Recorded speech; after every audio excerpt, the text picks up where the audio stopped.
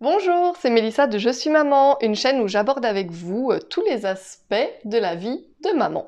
Avant de commencer cette vidéo, je voudrais vous dire un tout grand merci parce que ma chaîne a dépassé les 500 abonnés. Je pense même que j'ai dépassé les 550 abonnés. Je suis juste hyper contente, vraiment. Je pense que vous ne pouvez pas savoir à quel point ça me fait plaisir. J'espère que vous serez encore nombreux et nombreuses à me suivre. Et voilà, je voulais tout simplement vous dire un grand merci. Alors aujourd'hui, nous allons faire une vidéo sur le thème du budget et plus particulièrement de comment réduire le budget alimentation. C'est vraiment un des plus gros postes, un des plus gros budgets dans une famille. C'est vraiment l'alimentation. Et ici, je vais essayer de vous donner quelques conseils pour réduire ce budget. Dans un premier temps, je vais aujourd'hui surtout vous parler de comment réduire ce budget en étant au magasin, donc quand on fait ses courses. On peut bien entendu aussi réduire le budget alimentation à la maison en en adoptant quelques habitudes. Mais aujourd'hui, je vais parler essentiellement de comment réduire ce budget quand on fait les courses. Alors, pour commencer, on va donc répondre à une première question qui est: qui fait les courses?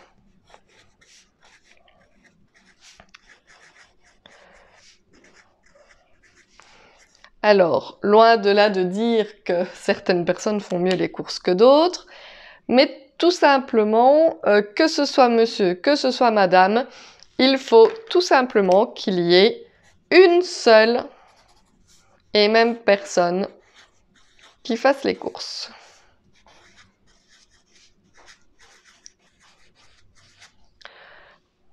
On doit donc faire ses courses seul, que ce soit monsieur, que ce soit madame, ça n'a pas grande importance, mais le but est de partir faire ses courses seul. Parce qu'il faut savoir que les tentations sont multipliées par le nombre de personnes qui partent faire les courses ensemble. Si quand vous faites les courses, vous vous autorisez un petit craquage, si vous partez à 2, si vous partez à 3, si vous partez à 4, ce sera 2, 3 ou 4 craquages déjà en plus dans le caddie. Donc vraiment, l'important est d'essayer de faire ses courses seul. Vous pouvez faire un système de rotation à la maison, et un mois c'est madame qui fait les courses, le mois d'après c'est monsieur, ou une semaine c'est madame, une semaine c'est monsieur, comme vous voulez, mais on y va seul. Si malgré tout, et je peux bien comprendre, les enfants ne peuvent pas rester à la maison tout seuls, si personne n'est là pour les garder et qu'on est obligé de les avoir avec soi au magasin, il y a quand même plusieurs petites techniques pour que tout cela se passe bien. La première chose étant de prévenir. Donc, avant de partir faire les courses, on dit à son ou ses enfants, voilà, écoute, donc dans mon cas, écoute Lexi, on va partir faire les courses, on va au magasin toutes les deux, tu vas pouvoir te choisir un petit quelque chose, un petit biscuit ou un petit paquet de bonbons. De 1, elle sera contente de savoir qu'on va au magasin et qu'elle va pouvoir se choisir quelque chose, et elle le sait d'avance que j'ai dit que ce n'était qu'une seule chose. Elle ne va pas me demander de prendre 2, 3, 4 choses. Non, elle sait qu'avant de partir, j'avais dit qu'elle pourrait se choisir un petit truc. Et moi, en tout cas, elle s'y tient. Mais le but étant de les prévenir à l'avance, comme ça, c'est clair pour tout le monde. Ensuite, s'ils sont un peu plus grands, c'est de faire des courses un jeu. C'est-à-dire que vous pouvez préparer une petite liste de courses pour pour vos enfants, s'il y en a plusieurs, ou pour votre enfant, voilà, et votre enfant doit lui-même arriver à trouver les choses de sa liste dans le magasin. C'est un petit jeu, c'est faire les courses de manière ludique, vu que votre petite progéniture sera occupée à chercher ce qu'il doit mettre dans son caddie, et ben il ne pensera pas à vous embêter ou à vous demander d'acheter ceci ou cela.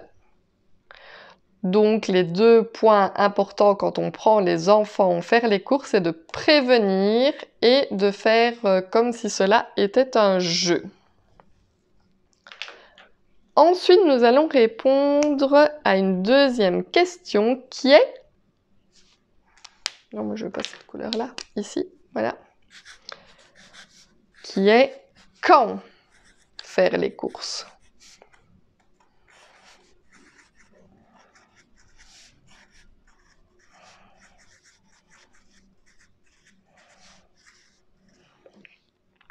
Alors, dans l'idéal, donc vraiment je vous dis, dans l'idéal, il faut déjà faire les courses une fois par semaine maximum.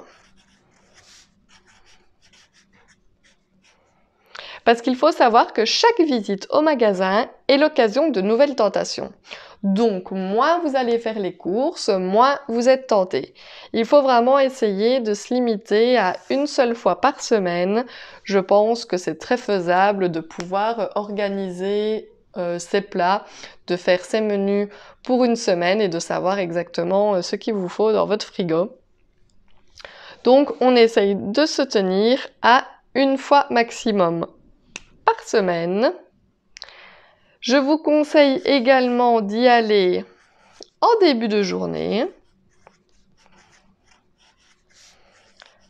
Alors, tout simplement parce que généralement, les camions de ravitaillement arrivent tôt le matin et donc les rayons sont mieux achalandés en début de journée que dans l'après-midi où il y a déjà pas mal de personnes qui sont passées par là et qui ont pu vider les rayons. Donc si vous pouvez, si vous avez le choix, bien entendu, je comprends bien que tout le monde ne peut pas aller faire ses courses dans la matinée quand on travaille, etc. Mais si vous avez le choix, y aller en début de journée et surtout en semaine. On évite totalement le week-end.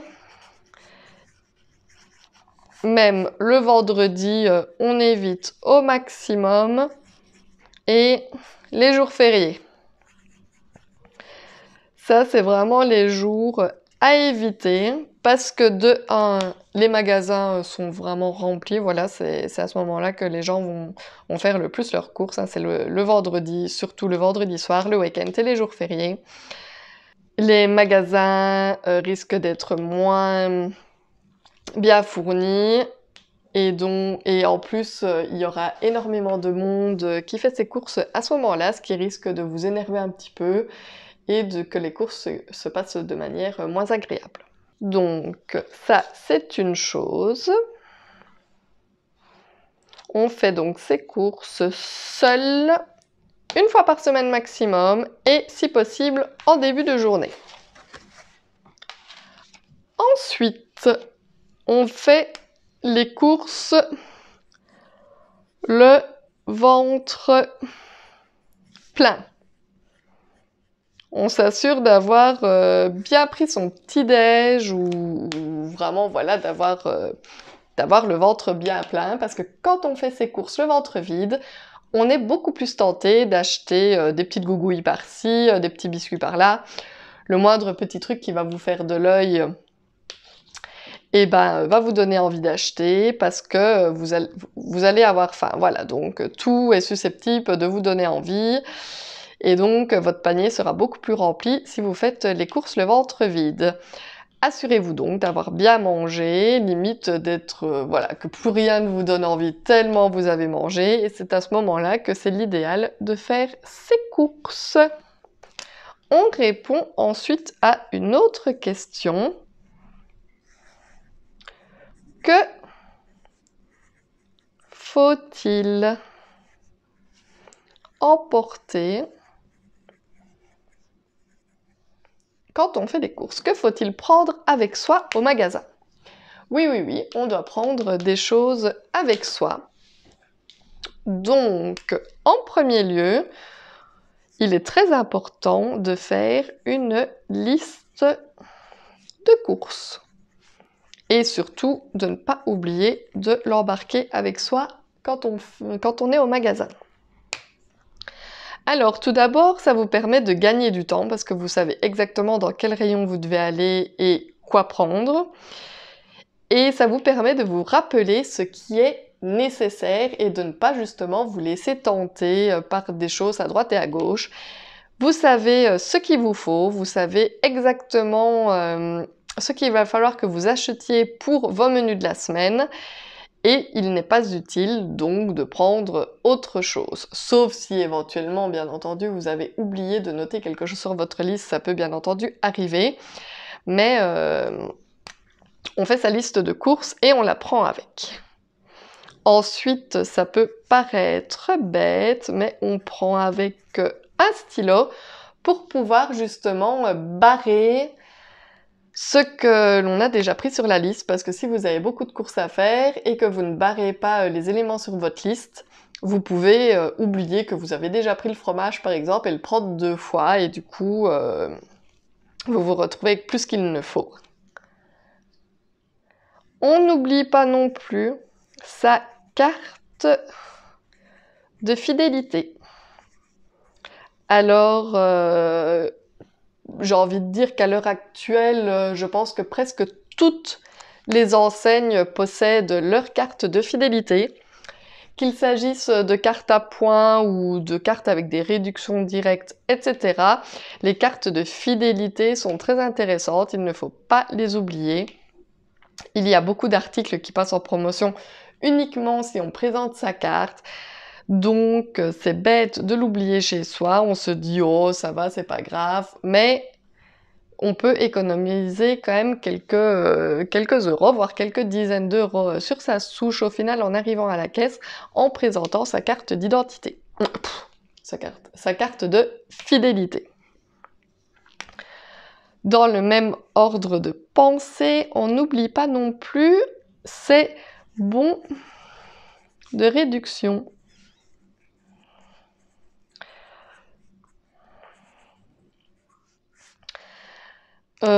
Alors, des bons de réduction, vous en trouvez soit dans les magazines promotionnels des magasins qui arrivent directement à votre domicile, ou que vous pouvez trouver en début de magasin. Généralement, il y a toujours un endroit où ils mettent leur publicité. Vous pouvez en trouver également dans des journaux, mais principalement maintenant, à l'heure d'Internet, il faut savoir que vous pouvez trouver vraiment beaucoup de bons de réduction donc sur Internet, voilà. Si vous savez par exemple que vous allez acheter des Pampers, vous allez, disons de la marque Pampers, voilà, vous allez sur Internet, dans notre ami Google, et vous tapez bon de réduction Pampers. Soit directement sur le site même ou d'autres sites, il est fort probable que vous trouviez des bons de réduction qui seront envoyés directement chez vous ou que vous pourrez imprimer vous-même et qui vous feront gagner quelques euros. Et ceci marche avec beaucoup de marques. Donc n'hésitez vraiment pas, vu que vous aurez fait votre liste de courses généralement avant d'aller au magasin. Quand vous avez établi votre liste de courses, vous allez voir les différents articles que vous comptez prendre. Ça peut vous prendre effectivement un petit peu de temps de faire ces recherches, de taper les articles que vous voulez prendre pour voir s'il existe des bons de réduction associés, mais au final ça vous fait économiser quelques euros, voire quelques dizaines d'euros sur votre ticket au final, donc je pense que c'est assez intéressant quand on fait attention à son budget. Et ensuite, pour ne pas vous énerver au magasin, on évite d'oublier sa pièce pour le caddie. Ou le jeton, hein, ce que vous voulez. Mais quand on arrive à l'entrée du magasin et qu'on n'a pas de pièce ou qu'on n'a pas son jeton pour mettre dans le caddie, ça peut directement nous frustrer. On doit rentrer dans le magasin, faire la file à l'accueil, etc. pour demander un jeton, pour demander d'échanger de la monnaie pour des pièces. Ça peut nous faire commencer les courses de mauvaise humeur et pour que tout se passe le mieux possible, évitez d'oublier votre petit jeton ou votre petite pièce. Une autre chose qu'on n'oublie pas non plus en partant faire les courses, ce sont les bouteilles consignées. Alors ce n'est peut-être pas grand-chose, mais une bouteille de bière par exemple, c'est 10 centimes de consigne. Voilà, si vous en avez à la maison, de 1, ça désencombre la maison, et de 2, ça fait une petite réduction sur votre ticket une fois que vous passez à la caisse de 10, 20, 30 centimes. Si ça a un bac, ça peut être de 4,50 €. Donc c'est à prendre. N'hésitez donc pas à emporter vos bouteilles consignées, parce qu'à l'heure actuelle, dans quasi tous les magasins, à l'entrée des magasins ou dans le magasin même, vous avez un endroit qui récupère les consignes. Donc c'est bon à prendre. Et en dernier lieu, n'oubliez pas vos sacs de course. Sacs, bacs, tout ce que vous voulez, mais n'oubliez pas vos sacs. À l'heure actuelle, un sac en plastique ou en papier s'achète minimum 20 centimes. Les plus grands, là, les sacs tissés assez grands se vendent 1 à 2 €. Et maintenant, les nouveaux sacs, genre les sacs en coton, etc., se vendent encore plus cher, dans les alentours des 3 €. Donc, si vous voulez éviter de devoir faire ces dépenses de plus, surtout qu'on le sait, on a tous 10 millions de sacs à la maison, n'oubliez surtout pas d'emporter vos sacs, vos mannes, vos bacs, etc. N'oubliez pas, en fin de course, une fois que vous avez tout rangé à la maison, de les remettre à chaque fois dans la voiture. Et ça vous fera déjà une économie en caisse aussi de ne pas devoir racheter de nouveaux sacs à chaque fois. Ça, c'est pour ce qu'il ne faut pas oublier en faisant les courses. Ensuite, on va répondre à la question de comment bien faire les courses. Ah, vous allez me demander, ah oui, parce qu'il y a une façon de faire les courses. Eh bien oui. Alors, en premier lieu, je vais vous conseiller de vous accroupir. Donc, s'accroupir, c'est un peu quelque chose de bizarre dit comme ça, mais il faut savoir que les produits les plus chers sont justement placés à hauteur de vos yeux. Donc aux alentours, entre 1,40 m et 2 m, je vais dire que sur toute cette tranche-là, vous allez vraiment avoir les produits les plus chers, les produits de marque. Tandis que si vous baissez vos yeux et que vous allez voir sur les toutes dernières planches de l'étalage, vous aurez les produits équivalents de sous-marque, de marque blanche, et donc un prix beaucoup moins élevé. Ou pareil, si les rayons sont vraiment très hauts, c'est possible que ces articles-là se trouvent tout en haut, et des fois il faut même avoir un tabouret pour pouvoir y accéder, etc. Donc voilà, on s'accroupit pour chercher les articles qui ont un moindre coût. Je vais vous conseiller aussi de lire ce qui est écrit en petit. Bien souvent, on ne fait pas attention, mais donc en petit, vous voyez le prix au poids, donc au kilo ou au litre. Par exemple, une canette de coca de 33 centilitres, vous verrez écrit en dessous le prix au litre qui est de 3 €. Si vous prenez une bouteille de 50 centilitres, le prix au litre sera de 2,90 €. Le prix au litre d'une bouteille d'1,5 litre ne sera plus que de 2,50 €. Et le prix au litre d'une bouteille de 2 litres ne sera plus que de 2 €.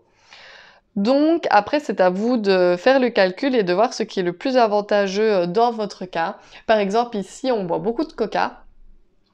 Donc il n'est pas intéressant pour moi d'acheter le coca en canette, étant donné que le prix au litre est beaucoup plus élevé en canette que par exemple pour des bouteilles de 2 litres. Et c'est ainsi pour beaucoup de choses. Par exemple, je pense aux boîtes de conserve de légumes. Voilà, imaginons des haricots rouges à sauce tomate. Il existe les tailles standards, et puis il existe maintenant des petits formats, genre une personne. On se dit, ah bah plutôt que de gaspiller ou de jeter, je vais prendre le plus petit format, comme ça j'ai vraiment juste ma dose, et voilà. Mais en fait, vous verrez que le prix au kilo est beaucoup plus élevé pour les petits formats et que limite, ça vous reviendra beaucoup plus cher si vous prenez par exemple 2 petites boîtes qui équivaut à une boîte entière normale, bah ça, vous l'achèterez déjà plus cher. Donc il faut vraiment faire attention à ce qui est écrit en petit et n'hésitez pas à comparer les prix entre eux pour les différentes marques et pour les différents contenants. Un autre conseil est de ne pas toucher. Il faut savoir que psychologiquement, pour votre cerveau, toucher égale donner l'envie d'acheter. Une fois que votre corps touche un objet, votre cerveau, lui, directement reçoit l'envie de l'avoir, donc ici, l'envie d'acheter. Donc si ce n'est pas un produit que vous devez acheter, si ce n'est pas un produit qui figure sur votre liste, évitez tout simplement de le prendre en main pour le regarder de plus près. Ça ne sert à rien, juste à peut-être le rajouter dans votre caddie, dire que ce n'est pas utile, et donc vous avez dépensé de l'argent de plus. On va ensuite prendre les produits du fond. Oula, du fond. Alors, il faut savoir que, mais je pense que beaucoup de personnes le savent, mais bon, je le répète quand même, qu'en tout début de rayon, ce sont les produits avec les dates de péremption les plus courtes qui sont affichées. Et donc, pour vous, pour mettre dans vos placards, pour éviter d'avoir des dates de péremption courtes dans vos placards, essayez donc d'enfoncer votre bras dans le fond du rayon pour aller chercher les produits les plus lointains et vous verrez que les dates de péremption sont plus longues. Ça marche dans les rayons frais comme dans les rayons secs d'épicerie. Et dans le même ordre de pensée, on va mettre inspecter. N'oubliez pas d'inspecter votre emballage, le packaging, parce qu'il se pourrait, par exemple, voilà, que votre paquet de farine soit entrouvert, mal fermé, ce qui pourrait apporter chez vous des mythes de farine, des mythes de placard, qui devraient vous faire jeter tout ce qui se trouve dans vos placards. Ce serait un peu embêtant. Des paquets de biscuits, s'ils sont ouverts et qu'on ne l'a pas remarqué, alors les biscuits sont tout secs et on finit par les jeter. Des produits frais, voilà, si on s'en rend compte à la maison, on va pas prendre le risque de les consommer non plus et on les jette. Les boîtes de conserve, à partir du moment où elles ont un coût, normalement on ne peut plus les vendre, mais bon, tous les magasins n'ont pas le temps de les retirer parce que ça oxyde le fer, ça oxyde le métal et ce n'est plus bon normalement à la consommation. Donc voilà, toutes des petites choses. Inspectez correctement les paquets que vous achetez pour voir qu'ils soient bien fermés, qu'il n'y ait pas de coups et éventuellement aussi vérifier les dates. Un autre point plus que important, je vais mettre en grand, n'achetez que ce que vous consommez.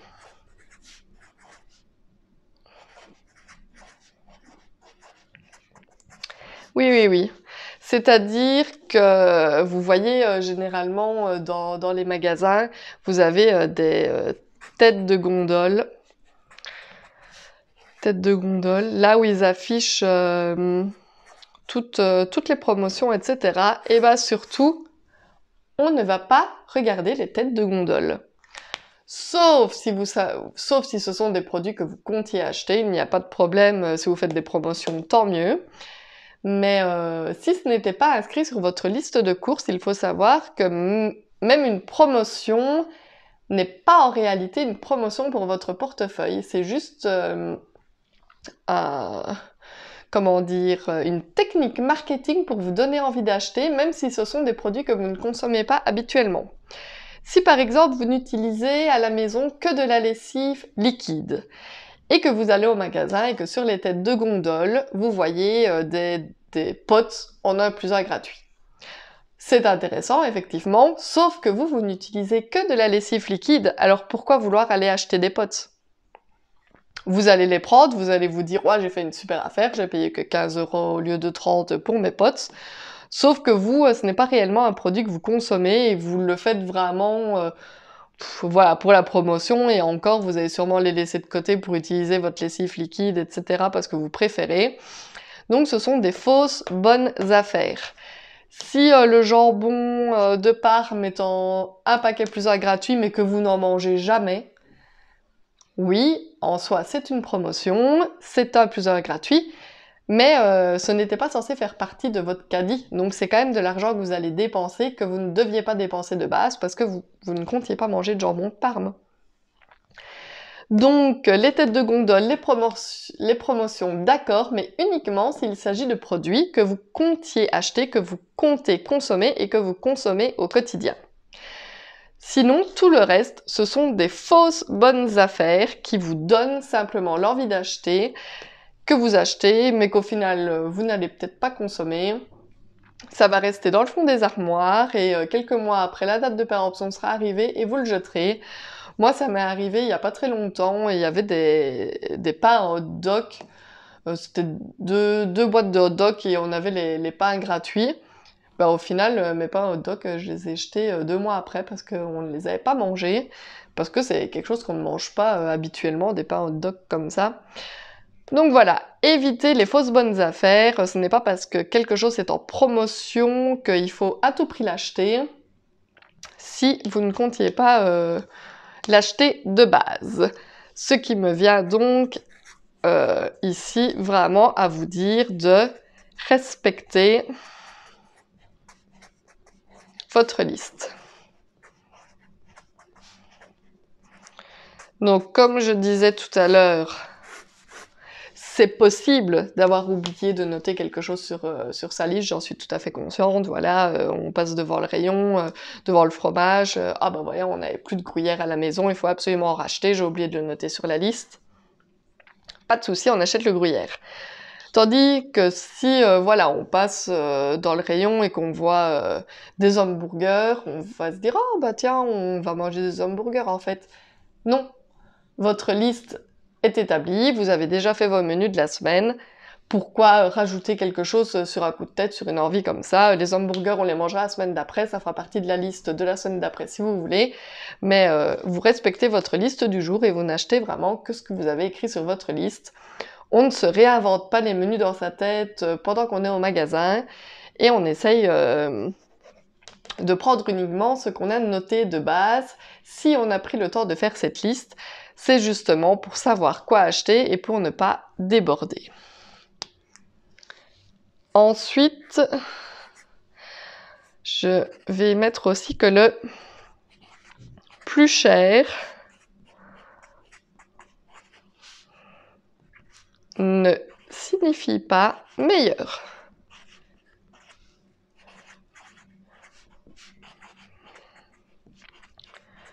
Alors, c'est pas parce qu'un produit est plus cher qu'il est meilleur. Si par exemple, je ne sais pas moi, j'ai fait ça il y a pas longtemps justement, donc le nettoyant pour machine à laver, la vraie marque de Sun, ou oui je pense que c'est Sun, ça coûte 5 €, plus de 5 €, presque 6 € pour le petit bidon de nettoyant machine à laver. Tandis que la sous-marque, la marque blanche, ici je l'ai pris au Delhaize, donc la marque de chez Delhaize coûtait 1,15 €. Voilà, ça fait 4 € de moins, plus de 4 € en moins, et je peux vous dire que mon lave-vaisselle est aussi bien nettoyé que si j'avais pris la marque la plus chère. Après, ça c'est à vous de vous faire votre propre jugement et donc je vous conseille de tester. Quand on a l'habitude de n'acheter que des produits de marque, je sais que ça peut être compliqué de prendre les premiers prix, les marques blanches, etc. Mais il faut savoir que ce n'est pas parce qu'un produit est plus cher qu'il est meilleur. Il y a beaucoup de choses où on ne remarque même pas la différence. Il y a également plein de produits qui, au final, sont vraiment identiques et c'est juste la marque qui change. Vous pouvez regarder des émissions télévisées sur le sujet. Ça arrive énormément. Donc, je vous conseille de tester. Ça peut être un jeu à faire chez vous avec votre mari, votre femme, vos enfants. Vous achetez deux produits identiques, un de la toute bonne marque et un de la marque blanche. Vous faites goûter les yeux bandés et le but étant de retrouver quelle est la vraie marque et quelle est la sous-marque. Vous verrez que pour certains produits, pour vous, ça coulera de source que voilà, la marque est nettement meilleure. Mais je le sais que pour certains produits, vous ne saurez pas dire la différence ou limite vous préférerez la sous-marque. Donc pour faire des économies, je vous conseille vraiment de tester ça parce qu'on peut vraiment économiser des dizaines d'euros, voire des centaines d'euros sur le mois pour certains produits. Je vais également, c'est un point qu'il faut penser, mais on va dire qu'il faut acheter de saison. Si vous achetez des fraises et que ce n'est pas du tout la période, vous pouvez vous attendre à payer vos fraises plusieurs euros en plus du kilo qu'en pleine saison. Donc si vous voulez faire attention à votre portefeuille également, essayez de manger et d'acheter de saison et du coup les aliments ont un moindre coût. Ça, c'est une chose. Ensuite, dans les autres petites astuces que je peux vous donner, c'est d'utiliser un tracker. Un tracker de course à points, comme j'appelle ça. Je vais vous montrer de quoi il s'agit. Alors, j'ai commencé ça seulement pour mes dernières courses. Et franchement, je suis totalement fan. En fait, je me suis fait voilà, un petit tracker plastifié qui va de 1 euro à 50 euros. Logiquement, vu que j'ai un budget de 50 euros de courses par semaine, voilà. Donc quand je fais les courses, je prends voilà, un brocoli. Mon brocoli coûte 1,69 €. Donc je coche le 1 euro et le 2 euros parce qu'on arrondit toujours au-dessus. Ensuite, je prends un paquet de biscuits à 2,50 €. C'est comme si c'était 3 euros. Donc j'en coche 3. 1, 2, 3. Et ainsi de suite, jusqu'à ce que j'arrive à mon budget course qui est de 50. Si vous voulez que ce soit 100, alors vous barrez dans l'autre sens en revenant. Vous faites un peu comme vous le sentez. Mais le but étant que vous arriverez à la caisse en sachant plus ou moins combien vous allez payer. En tout cas, vous aurez un montant supérieur à ce que vous allez payer dans votre tête, étant donné que vous aurez tout arrondi au-dessus. Moi, je déteste arriver à la caisse, et Dieu sait que c'est arrivé beaucoup de fois, et vraiment faire des yeux écarquillés parce que je ne m'attendais vraiment pas à payer le prix que la caissière m'annonçait. Et c'est vrai qu'en fait, en faisant les comptes, en fait, ça va super vite, 2 euros plus 2 euros, on arrive très vite à de gros montants. Donc ici, si vous voulez vraiment respecter votre budget, si vous ne voulez pas dépasser plus, faites-vous un petit tracker. Voilà, au fur et à mesure que vous mettez dans votre panier, vous cochez et vous n'aurez pas de mauvaise surprise à la caisse. Alors, l'avantage que ce soit plastifié, justement, c'est que après utilisation, ici, j'utilise un bic comme pour les tableaux blancs, là, vous voyez. Et ben, il suffit de frotter. Et tout est parti, et on peut recommencer la prochaine fois sans souci. Donc maintenant, je laisse toujours ceci dans mon sac à main. Comme ça, quand je vais faire des courses, je ne dépasse plus jamais le budget que je me fixe.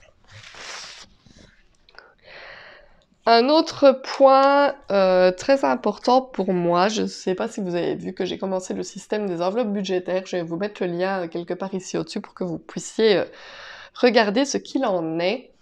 Mais du coup, payer en liquide. On fait beaucoup plus attention à son argent quand on paye en liquide. C'est beaucoup trop facile de payer par banque contact, on ne voit pas l'argent, on n'a pas vraiment de notion de ce qu'on dépense. On se dit que voilà, tant que ça fait tut quand on paye, c'est que c'est bon, c'est qu'il y a encore de l'argent. Mais si vous voulez faire attention à votre budget, faire des économies, et voilà, essayez d'avoir l'argent en liquide et vous verrez que vous ferez beaucoup plus attention à ce que vous dépensez. Et après, même si ça fait un petit peu petit vieux et qu'on se dit qu'on n'aime pas ça, vérifiez votre ticket.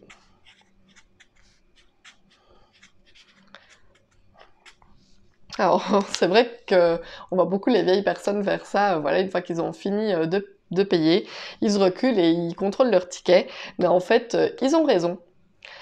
Bien souvent, il faut savoir qu'il y a des promotions qui ne passent tout simplement pas en caisse.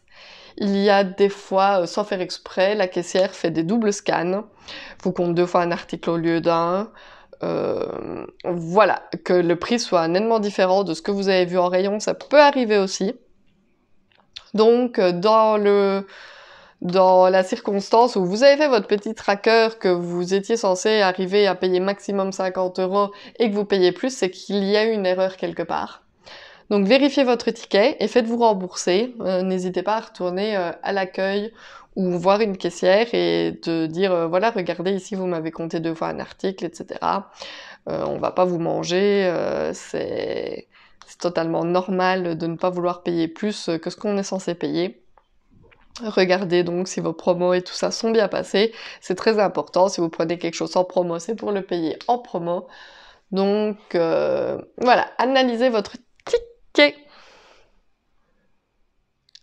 Donc voilà, petite vidéo pour vous aider à faire des économies.